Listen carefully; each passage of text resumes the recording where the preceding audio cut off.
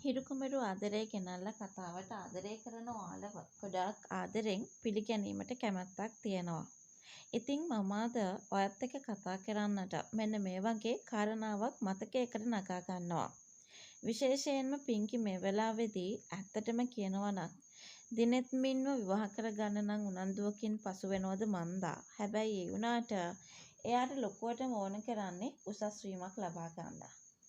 ඉතින් ටානියා මේ දවස්වල දිනෙත් මින්ව හොඳටම බය කරනවා. සිහිය නැතුණු වෙලාවේ තමන්ට ලොකු කරදරයක් වුණා කියලා තමයි මෙතනදි කියන්නේ.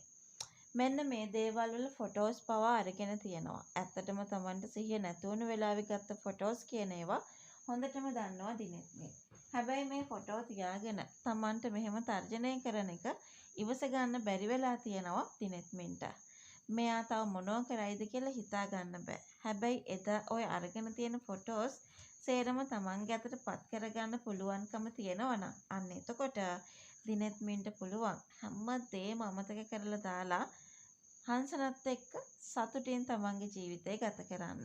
ඉතින් ඉස්සරහට ඒ දේවල් සිද්ධ වෙන්නේ කොහොමද කියලා අපි අද කතා කරන්න බලාපොරොත්තු වෙනවා. ඉතින් වීඩියෝ එකට යන්න කලින් සිහිපත් කළ යුතුයි. ඒ තමයි මේ වගේ වීඩියෝස් දිනපතාම බලන්නට ඔයා කැමැත්තක් වගේම උනන්දුවකුත් තියාගෙන ඉන්න කෙනෙක් නම් අනිවාර්යෙන්ම මගේ channel එක subscribe කරලා මාත් එක්ක එකතු වෙන්න. ඒ වගේම like කරන්න, comment කරන්න, තවත් නොදන්න යාළුවෙක් වෙනුවෙන් share කරන්නත් අමතක කරන්න එපා කියන ඒ අපූර්ව කතාව ගැන තමයි මම අද මේ වෙලාවේ ඔයාට මතක් කරන්නේ. හිරුකුමරු කතාවේ දැන් තියෙන්නේ හරිම පුදුම තත්වයක්. ටානියා කියන්නේ තමන්ගේ වාසිය වෙනුවෙන් ඕනෑම චාටු වැඩක් කරන්න පුළුවන් චරිතයක්. දිනෙත් මින් සිහි නැතුව හිටපු වෙලාවේ ගත්ත ෆොටෝ පාවිච්චි කරලා ඇය බ්ලැක්මේල් කරනවා දිනෙත් මින්ව. ඇත්තටම මේකලත් තමන්ව රවට්ටනවා කියලා පින්කි වගේම ටානියා දැනගෙන ඉන්නේ.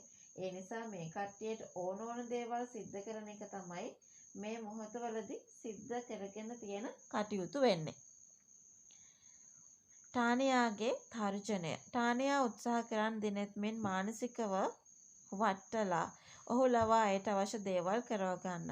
සිහි නැති වෙලාවේ කරදරයක් වුණා කියලා බොරු චෝදනාව සමාජයට ගියොත් දිනෙත් මින්ගේ ගෞරවය නැති වෙන බව ඇය දන්නවා. පින්කිගේ භූමිකාව සහ දිනෙත් මින්ගේ උපාය. දිනෙත් මින් මේ ප්‍රශ්නය බේරගන්න පින්කි පාවිච්චි කිරීම ඉතාමත් බුද්ධිමත් තීරණයක් වෙන්න පුළුවන්. උසස් වීමේ පොරොන්දුව. පින්කි කියන්නේ තමන්ගේ වෘත්තීය දියුණුව ගැන හිතන කෙනෙක්. දිනෙත් මින් දෙන මේ ඔෆර් එක උසස් වීම දෙන පොරොන්දුව අය අනිවාර්යෙන්ම බාර ගන්නවා.